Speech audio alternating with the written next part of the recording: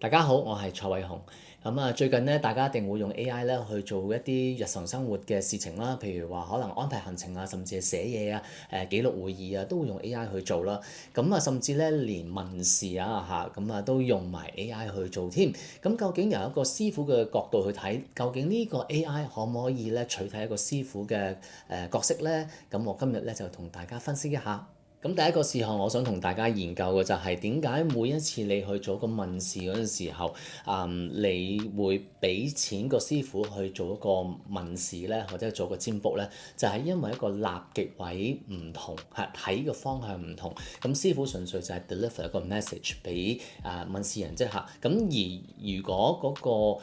問嗰件事項而係冇現金交易，即係冇一個 transaction，純粹係個師傅就變咗係個師傅去解答你嘅問題，個立極位就會走咗落去個師傅嗰度啦。如果一個師傅一日睇六七個，咁變咗佢都唔收錢嘅話，佢就會嚼晒嗰六七支卦嘅唔好嘅嘢又得，好嘅嘢都得。但係本身問卦嘅嘢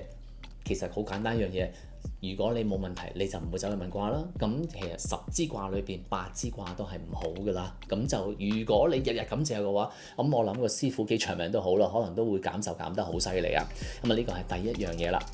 第二件事想同大家分享一下就係所有占卜術啦，包括奇門六壬啦嚇，又或者可能六爻啊、梅花易數啊，甚至你去廟度問籤都好啦嚇，佢係只限於今年會發生嘅事嘅啫。如果你要睇5、6年後啊、3、4年後嘅嘢咧，佢未必可能會話到俾你聽都未定。所以如果假如要睇得咁遠嘅話咧，可能你要 rely 翻 on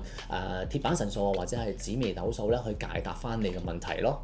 講翻 AI 啦，講到好犀利，好似神一樣咁厲害啊！但係本人又覺得一樣嘢唔係話咁神啫，因為其實奇門六壬嘅精髓喺邊度，就係幫你點樣令到你唔好嘅運氣會變翻好。當然啦，每一個過程之中都係有個交易喺度，有人得到嘅自然會有人失去。邊個失去邊個攞到呢？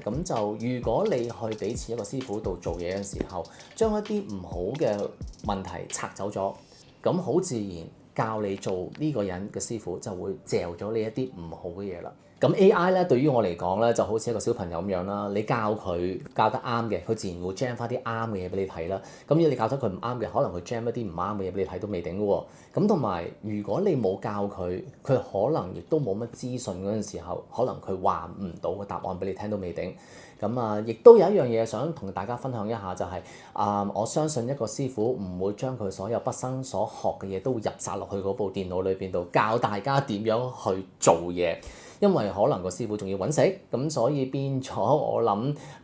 你得到嘅答案只是可能一啲比較表面嘅答案啦。如果你話要去到調教運氣啊，又或者可能要去到好深層次嘅分析嘅話咧，我諗 AI 有機會未必做得到啦。